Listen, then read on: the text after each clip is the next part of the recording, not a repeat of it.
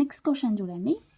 In a class test containing 10 questions, 3 marks are awarded for every correct answer and -1 for every incorrect answer and 0 for questions not attempted.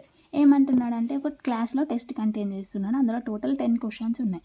10 క్వశ్చన్స్లో 3 marks వచ్చేసి for every correct ఆన్సర్కి 3 marks అంట.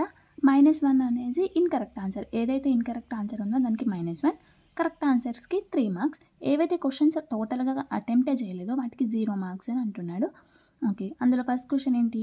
Gopi gets 5 correct and 5 incorrect answer, what is he score? అతని score ఎంత? 5 correct answer చేసిండు, 5 incorrect చేసిండు, and total score ఎంతనో find out చేయమన్నాడు. Okay, మనకు first క్వశ్చన్లో ఏమి ఇచ్చాడు? టోటల్ నెంబర్ ఆఫ్ క్వశ్చన్స్ ఎన్ని? 10. Okay,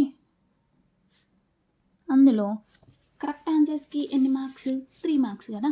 so for every correct answer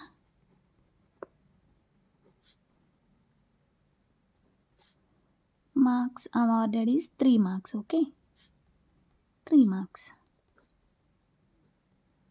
for every incorrect ఆన్సర్కి ఎన్ని మార్క్స్ వస్తున్నాయి? -1 మార్క్. మొత్తానికి అసలు అటెంప్టే చేయలేదనుకో, అన్అటెంప్టెడ్ క్వశ్చన్స్ ఏమైతే ఉన్నాయో వాటి మార్క్స్ ఎంత? 0. ఇప్పుడు క్వశ్చన్లో ఏమని అడిగాడు? గోపికి ఎన్ని క్వశ్చన్స్ కరెక్ట్ చేశాడంట? Gopi gets 5 correct and 5 incorrect answer, what is he score అన్నాడు. అంటే 5 క్వశ్చన్స్ కరెక్ట్ చేశాడు, 5 అనేది ఇన్కరెక్ట్ చేశాడు. So Gopi gets 5 correct questions చేశాడు కాబట్టి ఎన్ని క్వశ్చన్స్ కరెక్ట్ చేశాడు? 5. సో కరెక్ట్ ఆన్సర్స్కి ఒక్క క్వశ్చన్కి ఎన్ని మార్క్స్? 3 మార్క్స్ కదా. సో 5 క్వశ్చన్స్ కరెక్ట్ చేశాడు కాబట్టి 5 × 3 ఎంత? 15 మార్క్స్ అనేటివి వచ్చాయి.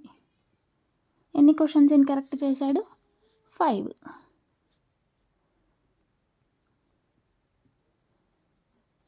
సో ఇన్కరెక్ట్ క్వశ్చన్కి మార్క్స్ ఎంత? -1 అనేది డిడక్ట్ అవుతుంది. ఓకే, 5 × -1 అంటే -5. ఇప్పుడు టోటల్ ఈయన స్కోర్ ఎంత? టోటల్ స్కోర్ వచ్చేసి ఎన్ని కరెక్ట్ ఆన్సర్స్? 15 మైనస్ ఎన్ని ఇన్కరెక్ట్ ఆన్సర్స్? 5. 15 - 5 ఎంత? 10. ఈయన గోపి స్కోర్ ఎంత అంట? 10. ఓకే.